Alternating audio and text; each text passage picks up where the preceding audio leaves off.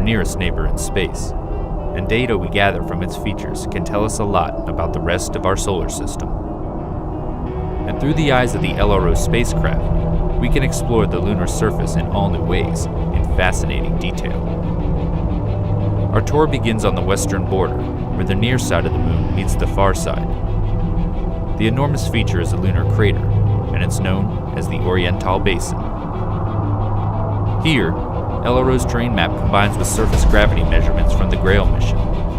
This data reveals structure in the lunar crust beneath the surface, giving us a window into the geologic features of the moon's interior. Our next location receives little direct sunlight and has some of the coldest reported temperatures in the solar system, the South Pole. The highlighted spots signify potential water ice based on temperature readings from LRO's Diviner instrument and reflectance from its laser altimeter LOLA. LOLA also allows us to peer into the darkness of Shackleton Crater by bringing us this digital elevation model. It's 21 kilometers wide and 4 kilometers deep, but it pales in comparison to the largest known impact crater in the Earth-Moon system, the South Pole-Aitken Basin. Sitting on the far side, it's 2,500 kilometers across and 13 kilometers deep. We don't yet know exactly how old the basin is, but it was first seen in the 1960s by spacecraft flying around the far side. As much as we use LRO data to investigate areas we can't see from Earth, we also use familiar territory on the lunar near side to bring back images with an all-new level of detail. This is Tycho Crater. It's around 100 million years old.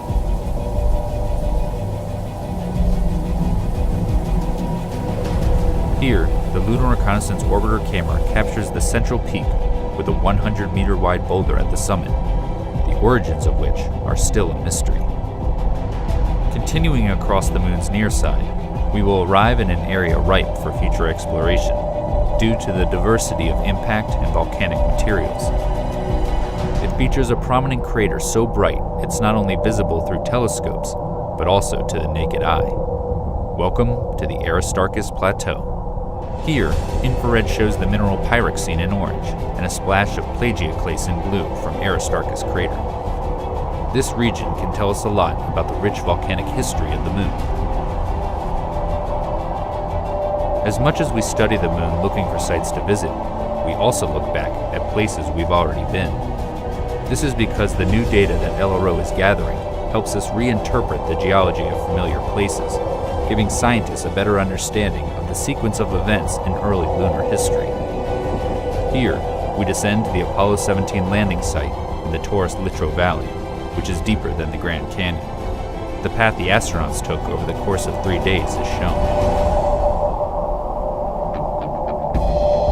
The Lunar Reconnaissance Orbiter camera is even able to capture a view of the bottom half of the Apollo 17 lunar lander, which still sits on the surface, as well as the rover vehicle. These images help preserve our accomplishment of human exploration on the moon's surface. Moving onward, we make our way to our final destination.